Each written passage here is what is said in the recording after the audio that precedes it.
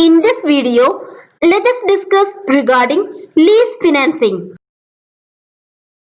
Leasing is an arrangement between the lessor and the lessee, and this arrangement provides a use and control right over the assets. There is no need of buying and owning the asset to use the same. The lessee can use the asset without buying and owning it. And for this purpose, he has to pay only a lease rental to the lessor. So, leasing is a form of renting the asset. Thus, we can understand that leasing is a contract between the lessor and the lessee. Now, we have to understand who is the lessor and who is the lessee. Lessor is actually the owner of the asset, and lessee is the user of the asset. The lessee or the user of the asset is given the right to use the asset, and for this right, the lessee has to pay a rental amount to the lessor, who is the owner of the asset. So, the lessee can use the asset of the lessor without buying it. That arrangement is called leasing. Thus, we can understand that leasing is a contract between the lessor and the lessee, whereby the lessor gives the right to use the asset to the lessee over an agreed period of time for the payment of a consideration called lease rental. The lease contract or the lease agreement is regulated by the terms and conditions of that contract, and the lessee has to pay the lease rental periodically to the lessor as regular fixed payments over a period of time. These rentals may be payable at the beginning or the end of a month, or at the quarter, or half yearly, or even annually. The payment can be made as agreed upon between the lessor and the lessee. And these lease rentals can also be fixed based upon the profits and cash flow position of the lessee. So it's up to the lessor and lessee to decide how to make the payment and when to make the payment, etc. Now let us see what happens at the expiry of this leasing period. When the leasing period comes to an end, then the asset reverts back to the lessor, because the lessor is the actual owner of the asset. So the asset is of the lessor, and the lessee can no longer use the asset. And if the lessee wants to use it again, he may renew the lease. And in certain long-term lease contracts, the lessee is generally given an option to buy the asset also.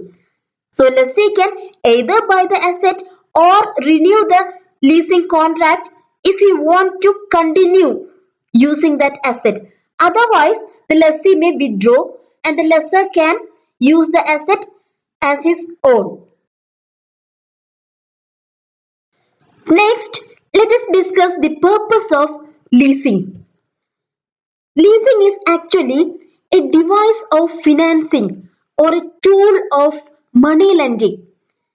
It is financing actually the cost of the asset. So, it is an agreement in which a particular equipment that is needed by the lessee is purchased by the lessor. So, the lessor is doing the function of financing. He is doing the financing function for the purpose of leasing it to the lessee. Thus, the lessor purchased the equipment or the property from a manufacturer for the lessee. The lessee can make use of the asset on payment of the fixed rentals over a period of time that is determined in advance. So, for the lessee, he need not purchase the asset. He can use it for lease rentals. And generally, the lessee shows which asset to be purchased, and the lessor will purchase it. So the whole agreement is for supporting the lessee. Leasing is an alternative to purchase of an asset. To acquire the services of an asset, the lessee need not purchase an asset, but he can just lease it out from a lessor. And for the lessor, it's an earning in the form of lease rentals. Next, let us discuss the essential elements of leasing. The first important element is the number of parties to the contract. There are always two parties to a leasing contract, that is, the lessor and the lessee. The subject matter of a lease financing contract may be an asset.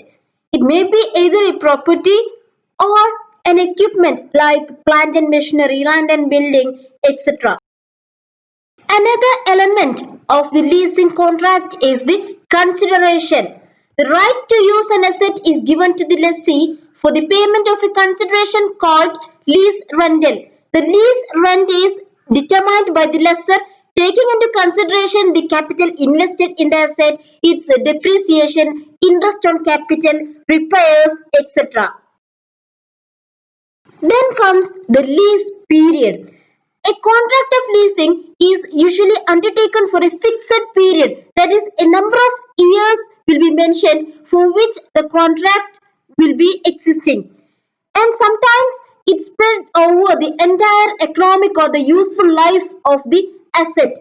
At the expiry of the lease period, the asset becomes that of the lessor completely. That is, the right to use the asset is reverted back to the lessor. Next element of the leasing contract is the possession and ownership. During the term of the lease, ownership of the asset remains with the lessor and possession of the asset lies with the lessee. The lessee is allowed to use the asset during the tenure of the lease agreement. After the expiry of this agreement, both possession and ownership is with the lessor. There are two types of leasing, like the operating lease or the service lease and the financial lease.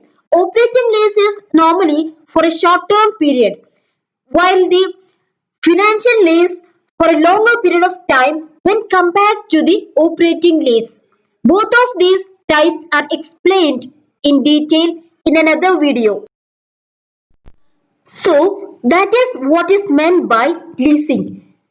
Thank you for watching this video. For more videos, subscribe the channel.